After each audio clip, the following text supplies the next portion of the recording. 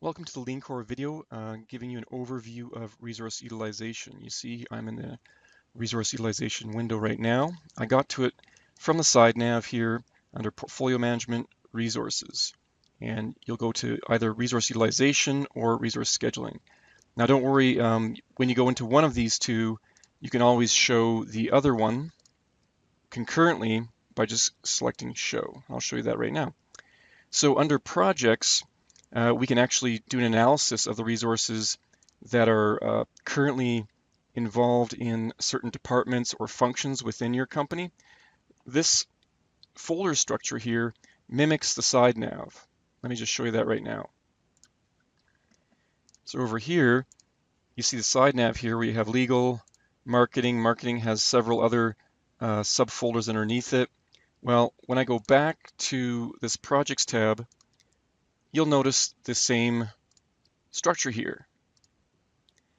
I can even hold down the control key and multi-select various specific sub-departments or sub-functions within my company, or I can just click on the top level folder here, in this case marketing, hit filter, it goes to the cloud and comes back with all the individual resources or people that are being utilized in this time period. Now I want to select period, let's say 3 months.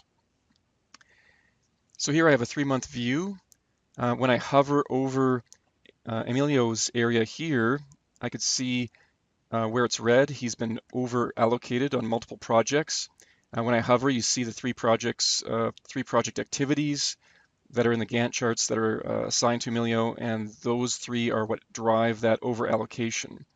And then over here, as I hover over the green areas, you can see the reason he's properly allocated at 8 and it's marked green is because he's only on one activity. And here, Tony, again, if you hover over different areas that are red, you can see the different allocations. I can also break open all the different activities and use this little bar here to better see the name of these activities.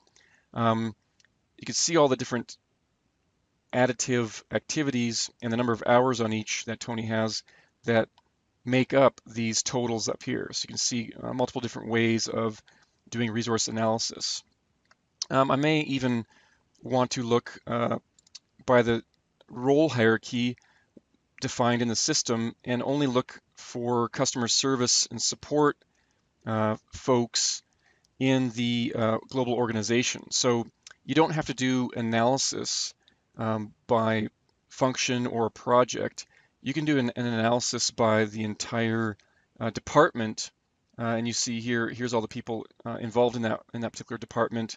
If I select a different department, such as sales and marketing, it goes to the cloud, comes back, and I have only 2 individuals. So you could do analysis of resources by department, by users, selecting a specific user within your system, by the different folder structures, which in this case signifies different functions and sub-functions within the global organization. And once you have that up, you can click next time span and previous time span to load from the cloud the additional months in the future or in the past and do load leveling of future teams as you bring on more and more work. Now, as I said before, I can actually visualize the resource schedule down below and use this bar here to just adjust how much of the viewing area I want to see. And the benefit of this resource scheduling over top of resource management is the ability to basically drag and drop and change the loading across different individuals. So I'm going to select all of marketing again, hit filter, and I'll go previous time span to kind of back up a bit here. And so what you see here is that Emilio is red here on Monday, let's say. And what we can do is take some work from Emilio and drag it to another individual simply by dragging here. And you see it goes to 16 in real time. I can continue dragging. That's the wrong one. Let's take that one. And now Emilio's green here. So in real time, you've load leveled Emilio's work across that week. So you can see here where resource scheduling is really useful And once you've done that, you might want to inform Joji by right-clicking and click on Discuss to let Joji know that you've added some more work for him, and I have added some work for you. Of course, you wouldn't be that vague.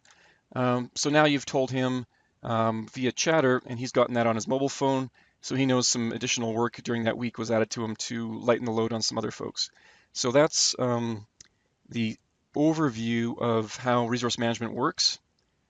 And what we'll do next in the next segment is speak more about how to allocate different resources.